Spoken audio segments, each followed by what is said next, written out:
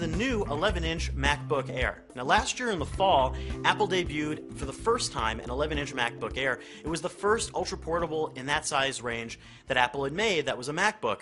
And a lot of people have been hungering for a sort of a netbook or ultra-portable that fit into that range. Nearly iPad size, weighing a little bit more, the 11-inch Air really fit that niche for people who wanted something tiny and on the go.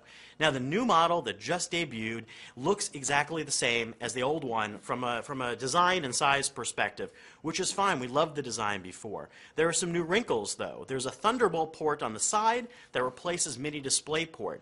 Now, that's kind of almost an Easter egg for most people because they may not be buying any peripherals for it until the fall or sometime around then.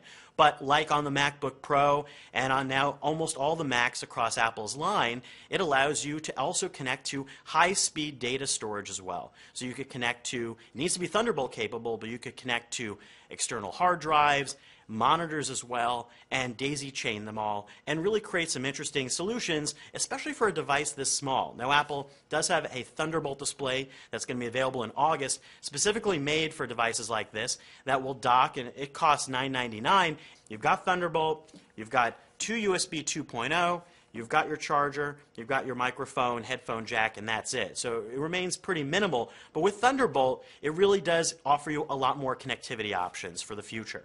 Also, there's a backlit keyboard on this model. Now, a lot of people missed the backlit keyboard before, especially for people who are writing on the go, bloggers, people writing news stories such as ourselves in dimly lit rooms.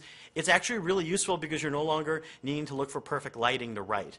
OS X Lion debuted, and it's pre-installed on the new Airs. And while it's really sort of, in a lot of ways, presents more of a graphic UI sort of a wrinkle to the OS X. In fact, it almost iPadifies it by presenting your apps and your other interfaces in a more gesture-based style.